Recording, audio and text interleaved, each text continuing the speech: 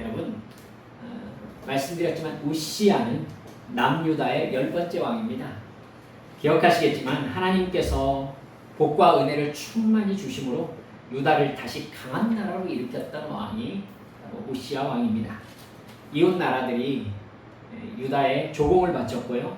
경제와 정치와 국방을 안정되게 관리했던 왕입니다. 하나님께서 기이한 도우심을 주셨다라고 기록되어 있는 왕이죠. 그러나 그는 그렇게 은혜를 받아서 강대해지자 하나님께서 엄격하게 금하신 성전의 제사제도에서 치명적인 죄를 저지릅니다. 레위지파 중에서 대제사장 아론의 후손 외에는 누구도 성소에 들어가서 분향할 수 없거든요. 그런데 우시야 왕이 자기가 분향하겠다고 성소에 들어가서 향로를 잡는 잘못을 저지른 것입니다. 구약의 율법에서 그런 행동을 하는 자는 누구든지 죽는다고 하셨던 죄입니다. 그럼에도 그가 성소에 들어가서 자기가 분향하겠다고 하는 것을 보니까 아마 하나님의 법마저도 자기의 왕권 아래로 보는 교만이 그에게 있었음에 틀림이 없어 보입니다. 그 결과는 치명적이었죠. 그의 이마에 나병이 발생했습니다. 나병은 분명히 거기에서 그 순간 발생했던 나병만큼은 하나님께서 저주하셨다는 증거였습니다. 하나님의 기이하신 도우심을 받아서 나라를 강성하게 만드는 복을 받았던 우시야는 곧바로 나병 환자가 되었고 별궁에 갇힙니다. 나라는 아들 요담이 다스릴 수밖에 없었습니다. 우시야는 얼마 지나지 않아 그 나병으로 세상을 떠납니다. 우시야의 아들 요담은요 25살에 왕위에 올랐거든요. 유다를 평탄하게 잘 다스렸습니다. 27장 2절에 보면 그러나 그는 성전에 들어가지 아니하였다 이렇게 나옵니다. 우시야의 행동이 얼마나 충격적으로 후세대에 받아들여졌는지를 나타내고 있지요. 그가 나라를 평탄하게 잘 다스렸지만 성전에는 들어가는 실수하지 않았다. 6절에 보면 요담이 그의 하나님 여호와 앞에서 바른 길을 걸었으므로 점점 강하여졌다 이렇게 언급하고 있습니다. 여러분, 이 부분을 한번 이렇게 짚고 넘어가 봐요. 여러분의 삶에서도 경험하셨을지도 모르겠다 싶어서요. 여러분이 지금 후반기로 올수록 눈치를 채셔야 되는 부분이 있어요. 이스라엘 역사가 뒤로 갈수록요. 하나님께서 순종에 대해서 복으로 분명하게 갚아주시고요. 우상숭배에 대해서는 곧바로 징벌로 갚으신다라는 게 뚜렷하게 드러나요. 이스라엘 역사 후로 갈수록. 여러분, 이 패턴에 대해서 주의 깊게 생각하셔야 될 부분이 있어요. 이스라엘 역사 초기에는 하나님께서 죄에 대해서 즉각적인 반응을 하지 않으셨어요. 의를 행하는 것에 대해서도 그거에 대해서 그랬기 때문에 그 사람에게 막 복을 주신다든가 이런 반응이 그렇게 확 나타나지 않았거든요. 여러분, 왜 그랬겠어요? 이스라엘 백성은 하나님의 백성이라는 것만으로 하나님의 말씀에 순종하는 것이 너무 당연한 사람들이잖아요. 그렇죠? 그리고 죄를 짓지 않는 것이 당연한 사람들이잖아요. 당연한 사람들이에요. 그렇기 때문에 여러분, 죄를 지었다고 해도 하나님께서 그것 가지고 막 갑자기 막 징계를 확 주신다든가 의를 행했다고 해서 그걸 막 상을 주신다든가. 여러분, 제 아들, 제 딸들이 저에게 좀 잘했다고 막 좋아가지고 막 제가 용돈을 막 팡팡 주고, 그러니까 저한테 좀 서운하게 했다고 집 나가라 그러고, 이러면은 왠지 아빠와 딸, 아빠와 아들의 관계가 아닌 것 같잖아요. 그렇죠? 여러분, 죄에 대해서도요, 이스라엘 역사 초기에는 먼저 선지자를 보내셔서 회개하라고 전달하셔요. 말하자면 하나님의 어떤 조치가 있기 전에 유예 기간이 있는 거예요. 하나님이 기다리시고 회개하라 라고 얘기하시면서 기다리시는 시간이 있는 거죠. 역사의 뒤로 갈수록 선지자의 활동이 그렇게 나타나지 않습니다. 여러분, 역대기 앞이라든지 열왕기 볼 때 선지자가 굉장히 활발하게 활동하는 걸 볼 수 있잖아요. 근데 뒤로 오면서 선지자가 나타나가지고 활동하고 왕에게 막 얘기하고 이런 거 되게 줄어들죠. 여러분, 없어요. 다만 하나님께서 이스라엘 백성들이 죄를 지으면 죄에 대해서 즉각적인 징벌의 반응을 보이시는 거죠. 순종에 대해서는 즉각적인 축복의 반응을 보이시고요. 무슨 의미죠? 하나님께서 이스라엘과의 관계를 아버지와 자녀의 관계처럼 사랑과 보살핌의 비중으로 대하시다가 이스라엘 백성들이 버릇이 잘못 드는 거예요. 그러니까 하나님의 뜻을 얘네들한테 명확하게 나타내셔야 될 필요를 느끼시는 거죠. 그래서 하나님이 하나님의 말씀에 순종하는 것에 대해서는 하나님께서 이런 반응을 보이신다. 불순종하는 것에 대해서는 이런 반응을 보이신다는 것을 명확하게 그냥 직접적으로 나타내시는 쪽을 선택하신 거예요. 여러분, 하나님과의 관계를 자기 편한 대로 이용하려는 죄악의 습관이 북이스라엘과 남유다에 깊이 배어들어 버렸기 때문이에요.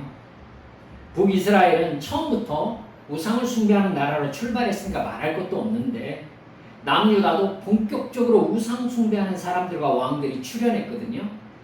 여러분, 이스라엘 민족은 남북을 막론하고 어차피 하나님은 이스라엘의 하나님이다, 이스라엘의 신이다 라는 개념이 쓱 박힌 거예요. 여러분, 그러면 이스라엘 사람들이 무슨 생각을 하게 된 거냐면은 어차피 우리가 없으면 누구도 없다? 하나님도 없다, 이런 생각을 하게 되는 겁니다. 참 안타깝죠? 우상 숭배를 하면서도 어쩌겠냐는 반응이 있는 거예요. 그래서 다 죽이실 거예요? 뭐 어쩌겠어요? 이스라엘은 하나님의 자비하심을 이용하면서 죄악을 뭉개는 습관이 생긴 겁니다. 뭉개는 거예요. 대충 넘어갈 수 있다고 생각하는 거죠. 어차피 우리 없으면 하나님도 없으니까. 기억합시다. 하나님의 백성들은 죄를 지으면 반드시 죄를 회개하고 돌이켜서 순종하는 관계의 회복이 일어나야 합니다. 회개하지 않으면요, 하나님께서는 반드시 죄를 징계하셔야 합니다. 왜 그렇죠? 죄를 징계해서 회개시키지 않으면은 어차피 하나님과 이스라엘과의 관계가 끊어져 버려요. 관계가 끊어져 버려요. 관계가 없어요. 그러니까 반드시 회개를 시키셔야 돼요. 사람이 자기가 아쉬워서라도 회개하는 때가 있죠. 언제죠? 고통스러우면 그래요. 고통스러우면 누구든지 마음이 낮아져요. 겸손해져요. 여러분, 제가 만난 사람들 중에 가장 겸손했던 사람이 있습니다. 누군지 아시겠습니까? 눈치채셨을지 모르겠습니다만 중환자실에서 호수를 5개쯤 꽂고 계시는 분들이 가장 겸손합니다. 그때 교만한 사람은 아무도 없어요. 여러분, 하나님께서는 그렇게라도 해서 어떻게 해야 되죠? 이 사람을 천국 보내야 되는 거예요. 그렇죠? 이 세상에서 삶을 연장하는 것이 하나님께는 문제가 아니에요. 이 사람이 영원한 생명을 얻느냐 못 얻느냐가 하나님께는 진짜 중요한 문제죠. 여러분, 하나님은 그렇기 때문에 이스라엘 백성들이 회개하지 않으면 반드시 죄를 징계하셔야 했던 겁니다. 그래야 선과 악을 주관하는 신이 될 수 있는 것이죠. 하나님의 자녀인 우리가 죄 짓는 거 크게 생각하지 않고 육신의 즐거움과 재미에 빠져서 쉽게 죄짓고 하나님을 육체의 이익을 위한 신으로 경박하게 대하는 예배의 타락이 일어나면 어느 순간 하나님께서 태도를 바꾸세요. 어떻게? 죄에 대해 즉각적인 징계를 내리시고요. 순종에 대해서 하나님께서 즉각적으로 복으로 갚아주세요. 좋아요? 좋지 않아요. 착한 일 했다고 바로바로 옛다 용돈하고 바로바로 나오면 이건 좀 이상한 거예요. 여러분, 그게 사실은 당연해야 옳거든요. 당연해야 하잖아요. 그렇죠? 여러분들, 제가 식사할 때 여러분들 성경 읽으세요 라고 했는데 성경 읽었더니 하나님께서 아싸 하시면서 막 복을 줘요. 그걸 말해요? 저는 그런 분들께 이렇게 말할 수 있을 것 같아요. 그걸 하나님이 잘했다고 막 복을 주시는 행동이어야 해? 그게? 여러분 사실 그게 너무 당연하잖아요. 그쵸? 당연한 거잖아요. 근데 그걸로 복을 주세요. 이러면 여러분 영적으로 민감한 사람은 무슨 생각해야 돼요? 하나님하고 나하고 지금 관계에 문제가 생겼구나 라고 생각해야 돼요. 그 상황이면 내가 죄를 지었을 때 하나님이 어떻게 하실까요? 즉각적인 징계로 갚으셔야죠. 그렇죠? 그래야 하나님이 누구신가에 대해서 지금 하나님이 교육시키고 있는 중이라는 눈치가 있으셔야 돼요. 그러니까 이 좋은 게 아니라는 거예요. 부모가 아니라 사장님인 거잖아요. 그렇죠? 뭔가 잘못하면은 그거에 대해서 바로 책임을 져야 되는 사장님과 직원의 관계인 거예요. 이스라엘이 하나님을 섬기고 순종하는 거에 대해서 하나님이 기뻐하고 고마워해야 되는 거예요. 우리 그렇게 착각할 때 되게 많아요. 우리가 성경 읽고 하나님께 예배 잘 드려주고 막 말씀 순종하면은 하나님이 고맙다 이래야 돼요? 그게 하나님의 자녀예요. 그건 전혀 하나님께 고마울 일이 아니잖아요. 그렇죠? 우리가 하나님을 영과 진리로 예배하고 하나님께 깨어 기도하면서 육신의 쾌락과 이익을 추구하지 않는 건 칭찬받을 일이 아니에요. 사실은 하나님의 자녀라면 그게 당연하다고요. 근데 하나님께서 언제부턴가 그 부분에 복으로 보상하세요. 그리고 죄 지으면 고통스러운 일이 바로바로 일어나게 하시는 거예요. 그건 영적으로 하나님이 분명하게 하나님에 대해서 가르칠 때 일어나는 일이거든요. 더 나아가 여러분 지금 이스라엘 백성들의 상태거든요. 하나님이 심판을 준비하고 계시기 때문에 그래요. 당연한 것이 당연해지지 않을 때에 하나님이 엄격해지십니다. 이걸 여러분 마음속에 새겨두십시오. 하나님과의 관계에서 당연한 게 당연해지지 않으면 하나님이 엄격해지십니다. 하나님이 어떤 신인지를 하나님이 확실하게 가르치셔야 되겠다라는 생각을 하게 만드시면 여러분 힘들어요. 그렇죠? 여러분 힘들어요. 그렇습니다. 심판 때 하나님께서 너희들이 왜 심판을 당해야 되는지 모르겠어? 라는 근거를 쌓고 계시는 거예요. 그러니까 사실은 하나님이 내 행동에 대해서 바로 당신의 응답을 보이실 때에 영적인 위기다 라고 느끼실 수 있으셔야 돼요. 영적인 위기다 이건. 하나님이 심판을 딱 베푸셨을 때 하나님 뭐라고 하시겠어요? 내가 지금까지 너희들한테 분명히 얘기했지. 이 얘기 하시려는 거예요. 그러니까 예수님께서도 그랬잖아요. 누구든지 핑계치 못할지니라. 그럼 핑계하지 못해요. 하나님이 핑계하지 못하게 하실 때에 하나님의 태도를 드러내실 때에 무슨 일이 벌어지냐면은 우리가 마땅히 해야 되는 일을 했는데도 불구하고 막 칭찬하세요. 그리고 죄를 지으면은 이놈 자식이 하면서 갑자기 종아리를 때리세요. 확실하게 가르쳐 주시려고. 사실 이런 하나님은 될 수 있는 대로 만나시면 안 됩니다. 여러분 이렇게 돼야 돼요. 사실 죄를 내가 지었어요. 그러면 내가 하나님 앞에 어쩔 줄 모르는 거죠. 해서는 안 되는 거 내가 알고 있는 거니까 하나님이 껴들어가지고 이 녀석이 이렇게 하시기 전에 내가 하나님께 죄송해서 하나님 진짜 제가 정말 죄송해요 막 이러는데 하나님께서 그럴 수 있지 괜찮아 이게 정상이에요. 그쵸? 이게 사랑이에요. 이게 정상이라고요. 여러분 내가 하나님 앞에 의의를 행하고 막 순종하고 그랬더니 하나님께서 너무 막 좋아하시는 거예요. 하나님께 하나님 너무 당연한데 아버지는 뭐 그렇게 그걸 좋아하세요. 이게 정상이잖아요, 사실은. 그쵸?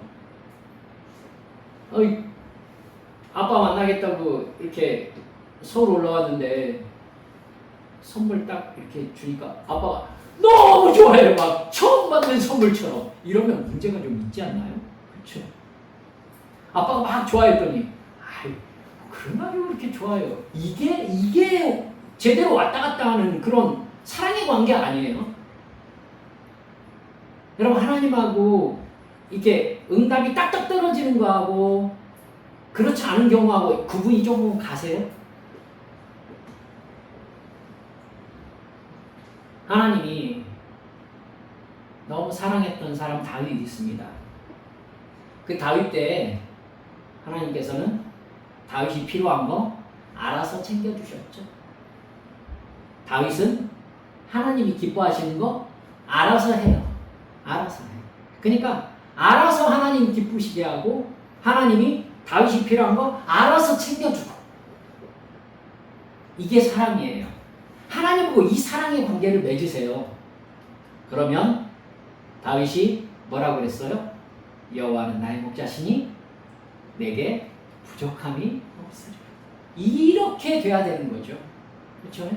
하나님 목자시니까 너무 당연한 거지.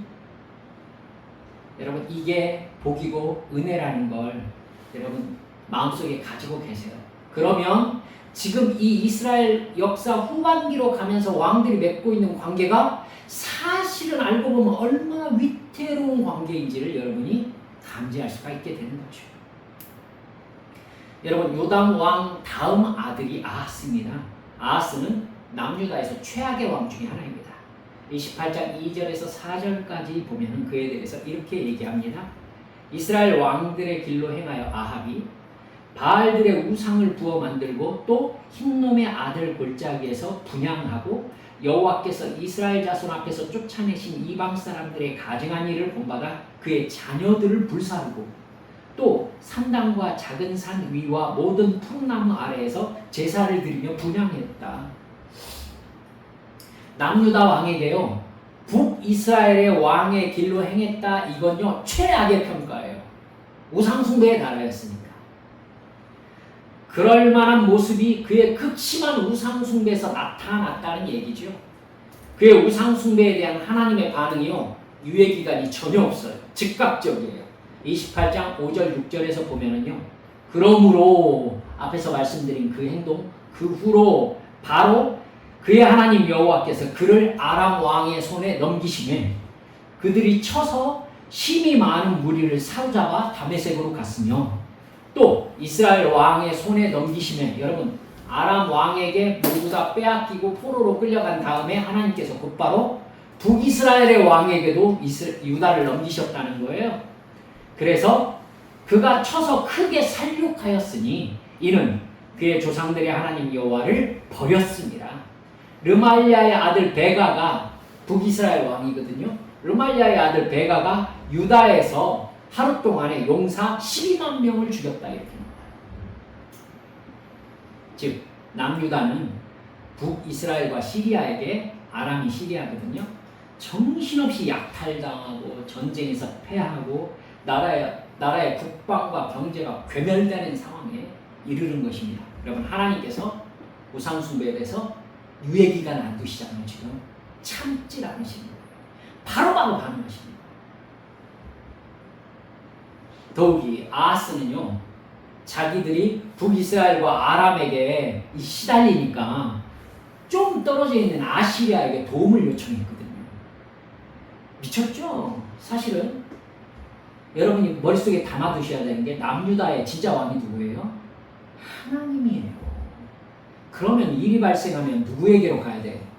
하나님에게로 가야죠. 근데 아시리아에게 우리 좀 도와주세요. 그런 거예요. 그러니까 아스루 왕은 남유다를 도와줄 생각이 전혀 없었거든요. 전혀 없었어요. 여러분, 이런 거예요. 이를테면 북한에서 남한으로 밀고 내려왔어요. 그랬더니 남한에서 중국에게 도움을 요청한 거예요. 중국 입장에서는요, 아싸 하고 어디로 가겠어요? 남한으로 오죠. 그쵸? 딱 아시리아가 그랬어요. 얘네들이 어떻게 하면 저기를 들어가 볼까라고 호시탐탐 노리고 있었는데 우리 좀 도와주세요 이런 거예요. 그러니까 군사 이끌고 남유다로 밀고 내려와 버린 거예요. 그게 도움이에요? 아수르 왕 디글랏빌레셀이 남유다를 침략하게 만드는 길을 열어준 셈이 되어버렸던 겁니다. 이러니까 여러분 골치 아프죠 진짜. 그러자 아하스가 무슨 생각을 하냐면요, 자기를 이겼던 옆나라 시리아의 신을 받아들여서 그 시리아의 신에게 제사하기 시작했어요. 시리아가 자기를 이겼으니까 여호와 하나님을 버리고 시리아의 신을 숭배함으로써 그 신들이 자기를 돕게 하겠다는, 참 지혜로운가요? 25절에 보면 유다 각 성읍에 산당을 세워 다른 신에게 분향하여 그의 조상들의 하나님 여호와를 진노하게 하였다라고 나옵니다. 여러분, 이 정도 되면은 아하스라는 사람, 이 왕의 머릿속에 들어있는 생각이 궁금하죠? 지금 엉망진창인 거예요. 뭘 어떻게 해야 될지 하나도 모르는 거예요.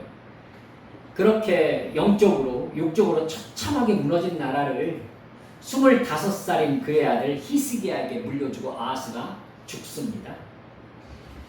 여러분, 남유다는 북이스라엘과 옆나라 시리아, 북쪽의 나라 아시리아에게까지 엉망진창으로 빼앗기고 죽고 난리도 아니었어요. 여러분, 이때에 진짜 중요한 일이 벌어집니다. 당시 아시리아가요, 고대 근동을 장악할 만큼 강력한 제국으로 일어나고 있었거든요. 아시리아는 북이스라엘, 지금 남유다 역사를 얘기하고 있잖아요. 북이스라엘을 BC 722년에 멸망시켜버려요. 북이스라엘의 호세아 왕 때입니다. 그때 남유다 히스기야가 왕위에 오른 지 6년째 되던 해였습니다. 그러니까 히스기야는 북이스라엘이 아시리아에게 멸망당하는 걸 직접 눈으로 본 사람들인 거죠. 히스기야는 그 다음 다킷이 누구라고 알고 있겠어요? 남유다라는 거 알고 있었겠죠? 여러분, 그가 왕위에 올라서 지금 초기지만 나라의 경제적, 군사적 위기를 시급히 해결해야 되는 국정 과제를 떠안게 되었던 거죠. 그런데 이 상황에서 히스기야가 29장 3절을 보면요, 왕위에 오른, 이렇게 나와요. 왕위에 오른 첫째 해, 첫째 달에 여호와의 전 문들을 열고 수리하고 제사장들과 레위 사람들을 시켜서 성전을 복구시킵니다. 그가 나라의 상황을 어떻게 파악했는지 6절에서 8절까지 나오거든요. 한번 보실래요? 히스기야가 여러분 성전을 담당하고 있는 레위 사람들을 모두 불러 모아놓고 말한 내용이 6절에서 8절까지 말씀이에요. 보세요. 우리 조상들이 범죄하여 우리 하나님 여호와 보시기에 악을 행하여 하나님을 버리고 얼굴을 돌려 여호와의 성소를 등지고 또 낭실문을 닫으며 등불을 끄고 성소에서 분향하지 아니하며 이스라엘의 하나님께 번제를 드리지 아니하므로 여호와께서 유다와 예루살렘에 진노하시고 어떻게 하사? 내버리사 두려움과 놀람과 비웃음거리가 되게 하신 것을 너희가 똑똑히 보는 바라. 이게 히스기야가 지금 남유다의 상황을 파악한 인식이에요. 여러분, 우리 교회에 종사하는 비율이 많이 높은 우리 교회, 여러분, 치료에서 가장 중요한 게 뭐죠? 정확한 진단이죠. 그렇죠? 정확한 진단이 없으면 치료가 사실은 무의미하잖아요. 그리고 치료라는 행위가 오히려 환자를 더 위험에 빠뜨릴 수도 있는 게 진단이 잘못되었을 때잖아요. 그렇죠? 여러분, 히스기야는 정말 정확하게 남유다 왕국의 이 어려운 상황이 발생한 위기를 진단합니다. 엉망진창인 나라 상황을 보면서 이 모든 문제가 하나님과의 관계가 무너졌기 때문에 일어난 일이라고 확실하게 파악해요. 그렇기 때문에 여러분 사실 시리아와 아수르와 북이스라엘이 언제든지 다시 재침공할 수 있고 지금 히스기야가 이 일 때문에 굉장히 나라를 지켜낼 수 있을 것인지 자신이 없는 상황이거든요. 그럼에도 불구하고 그는 가장 먼저 손을 어디에 대는 거예요? 성전에 대고 있어요. 성전에 손을 대요. 그러면서 성전을 정결하게 회복하는 일을 먼저 하는 겁니다. 24절에 보면 온 이스라엘 위에서 제사장들과 레위인들에게 번제와 속죄제를 드리라고 얘기를 해요. 하나님과의 관계 회복을 먼저 시도하고 있는 겁니다. 29절을 보면요. 뭐라고 나옵니까? 제사 드리기를 마침에 왕과 그와 함께 있는 자들이 다 엎드려 경배합니다. 여러분, 왕이 엎드려 경배했다는 얘기는요, 왕 자기가 땅바닥에 이마를 댔다는 얘기입니다. 그러니까 하나님 앞에서 우리는 모두 다 똑같은 존재라고 선포한 셈이 된 것입니다. 그리고 이 나라의 왕이 누구다? 하나님이다라고 선포한 것이 된 거예요. 영적 회복의 순서를 정확하게 따라가고 있는 거죠. 그리고 30장에서 히스기야는요, 멸망한 북이스라엘에서부터 남유다 전체 온 이스라엘에게 유월절을 지키라고 명령합니다. 여러분, 아시리아에게 멸망당하고 북이스라엘은 아시리아의 통치를 받고 있지만 아시리아는 정복전쟁에 치중했기 때문에 나라를 세밀하게 통치하려는 의도가 없고요. 약탈만 하고 끝나버렸던 일들이 되게 많았거든요.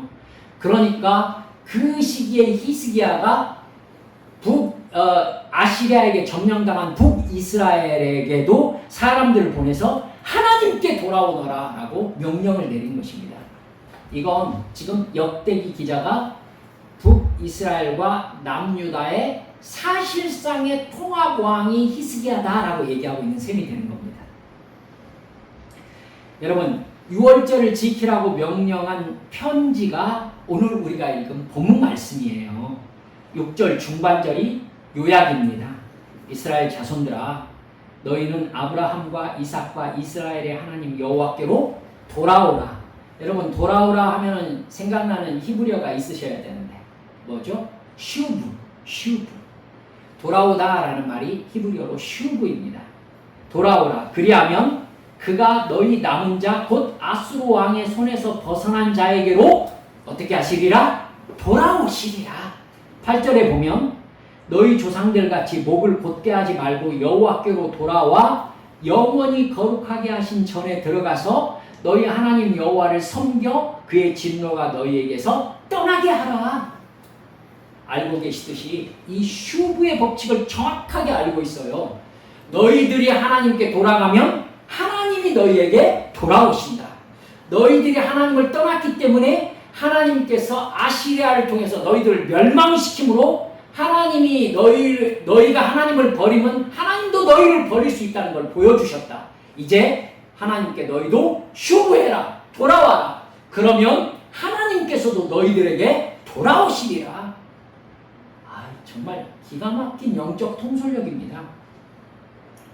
우리가 하나님을 버리면 하나님도 우리를 떠나신다는 것을 여러분 절대 잊지 마세요. 10절 보면은 이 전가를 전하는 심부름꾼들이 남북 이스라엘 전역을 다니면서 히스기야 왕의 명령을 전달합니다. 그러자 사람들이 그들을 어떻게 했다? 조롱하고 비웃었다 이렇게 나옵니다. 이 상황의 종교라니 이런 거예요. 지금 그렇게 시간이 널널해 지금 해야 될 일이 지금 성전 회복하고 뭐 종교 지금 뭐 기도하고 유월절 지키자고 시간 많아? 그렇게 한가해? 이런 거예요. 하지만 하나님의 말씀에 감동된 사람들도 있었어요. 이 사람들이 예루살렘에 몰려들었습니다. 그리고 온 나라가 유월절을 지켰습니다. 그러자 여러분 하나님께서요 26절 27절 보실래요? 하나님이 보이신 반응입니다. 함께 읽어보실까요? 26절 27절 시작.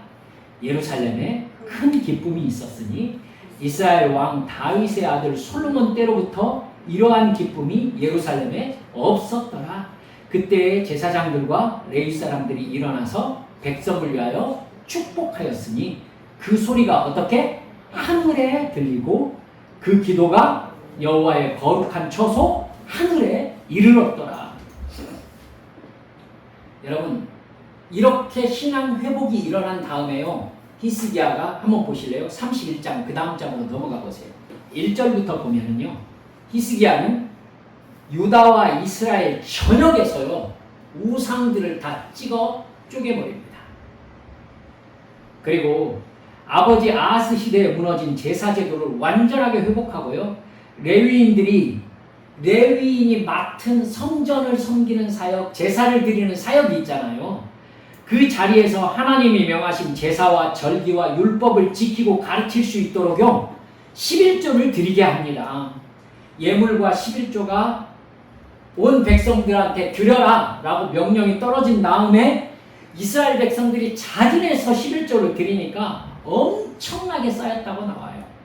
모든 레위인들이 그것 때문에 생계를 걱정하지 않고 정해진 순서에 따라 하나님께 예배하고 제사 드리고 율법을 가르치는 본연에 의해 집중할 수 있었어요. 모든 사람들이 바쳐진 돈으로 착복하거나 잘못 사용하는 죄를 저지르지 않았다라고 나와요. 31장 20절 21절 보실래요? 히스기야가 온 유다에 이같이 행하되 그의 하나님 여호와 보시기에 선과 정의와 진실함으로 행하였으니 그가 행하는 모든 일 곧 하나님의 전에 수종드는 일에나 율법에나 계명에나 그의 하나님을 찾고 한 마음으로 행하여 어떠했더라? 형통하였더라. 할렐루야. 오늘 설교 제목이 회복과 축복의 순서입니다. 어떻게 회복하고 축복을 받는지 아시겠습니까? 히스기야는 가장 먼저 제사 제도와 예배 제도를 완전하게 회복시킵니다. 성직자들인 레위인들이 하나님이 정하신 역할에 충실할 수 있도록 조치합니다.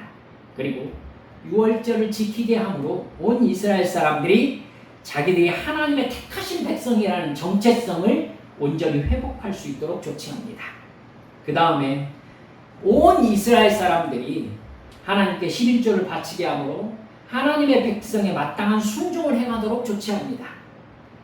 그러자 하나님께서 이스라엘을 축복하는 레위인들의 기도를 들으셨다는 거예요. 복으로 응답하셨다는 겁니다. 우리도 그렇습니다. 하나님께서 복을 주시고 하나님과의 사랑의 관계가 회복되는 순서가 있습니다. 내 문제가 하나님의 문제가 되는 순서가 있어요. 하나님께 드리는 온전한 예배가 회복되어야 합니다. 여러분, 처음에 말씀드렸듯이 이건 칭찬받을 일이 아니에요. 이건 우리의 정체성 안에서 당연한 일이에요. 유월절을 지키듯이 내가 하나님의 말씀을 읽고 들어서 내가 하나님과 어떤 관계에 있는 존재인지를 정확하게 알고 자기 영적 정체성을 지켜야 합니다. 그리고 이 세상에 살면서 사람들이 가장 중요하다고 생각하는 게 뭐죠?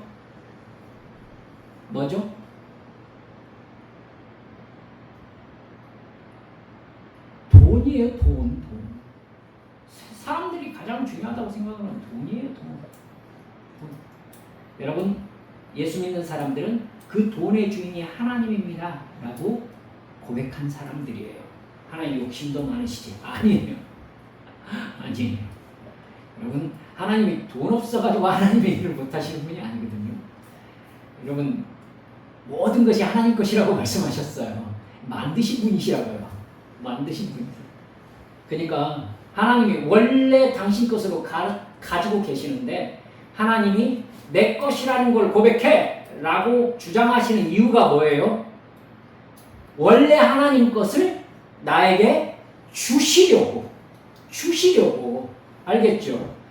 하나님께서 하나님의 것을 주셔서 하나님의 뜻을 행하게 하는 사람의 조건이 뭐냐면 이게 하나님 겁니다 라고 말하는 사람이에요. 그래야 하나님의 것을 받을 수 있는 그릇이 준비되는 거니까요. 알았죠? 그러니까 하나님은 내 거야 라고 해서 가져가고 싶어 하는 게 아니라 내 거라고 고백해. 하나님께 하나님 거예요. 그치? 그러니까 네가 이걸로 일 좀 해 하고 부어주시는 거예요. 하나님이 그러려고 내 거라고 얘기하라고 말씀하시는 거예요. 알겠죠? 제가 교회에 11조 바치라고 이 설교를 하고 있는 게 아니라고요. 여러분, 휴부의 법칙을 잊지 마세요.